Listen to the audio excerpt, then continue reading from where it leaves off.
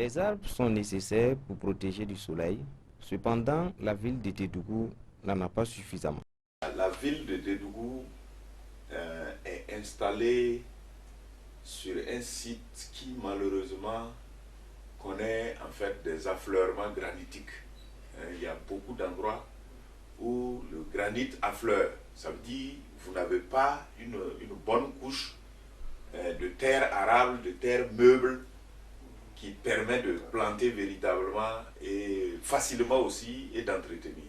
Donc, non seulement il y a difficulté si on veut planter, ça veut dire tout de suite il y a granit, donc c'est pas facile. On peut planter même, ça ne prend pas. Tant qu'on ne fournit pas réellement des efforts énormes, on n'est pas sûr que la plantation prenne. Et deuxièmement, cela fait que toutes les espèces ne peuvent pas prendre facilement sur ces sites.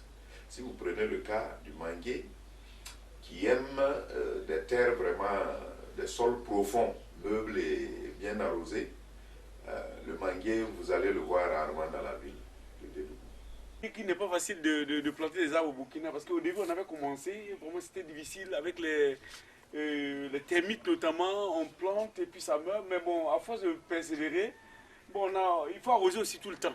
Donc avec le temps, bon, on a la chance, ça fait la deuxième saison, ça produit, en tout cas ça produit bien. Si vous regardez bien, ça commence à fleurir encore. Donc dans la même saison, ça peut même fleurir plusieurs fois si c'est assez arrosé.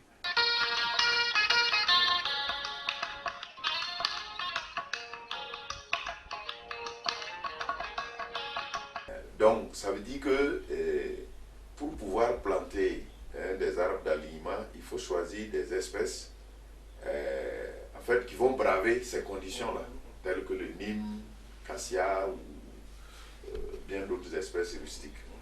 Quand on regarde un peu le Burkina de manière générale, c'est un pays où il fait chaud, un pays aride. Les gens se plaignent de la chaleur, alors que le véritable problème, c'est parce qu'il n'y a pas d'arbres.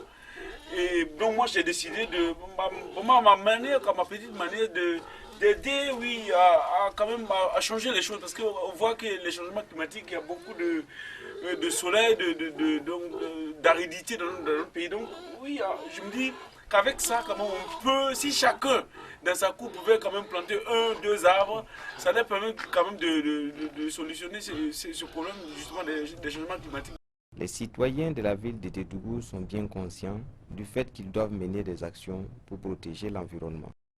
C'est que si on plante beaucoup d'arbres, on pourrait éviter la désertification dans notre pays et qui nous permettrait d'avoir beaucoup d'eau dans notre pays et qui pourrait faire pleuvoir assez de pluie aussi. C'est de donner le bon exemple, d'être éco-citoyen parce que de plus en plus on détruit la forêt, on ne plante pas.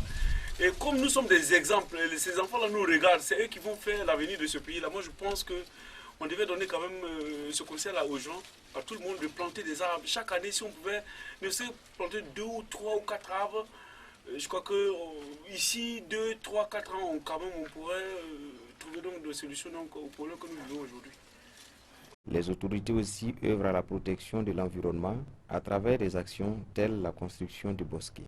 Nous gérons l'ensemble de l'espace régional en termes de couverture végétale. Mais maintenant, au niveau des villes, comme vous savez maintenant, on est sous la communalisation avec des acteurs vraiment qui doivent regarder ces aspects-là de façon pointue. Nous sommes disponibles pour accompagner tout le monde par rapport aux visions, aux options spécifiques de tout un chacun. Et nous sommes disponibles pour accompagner avec les paquets technologiques, leur montrer comment ça doit se faire.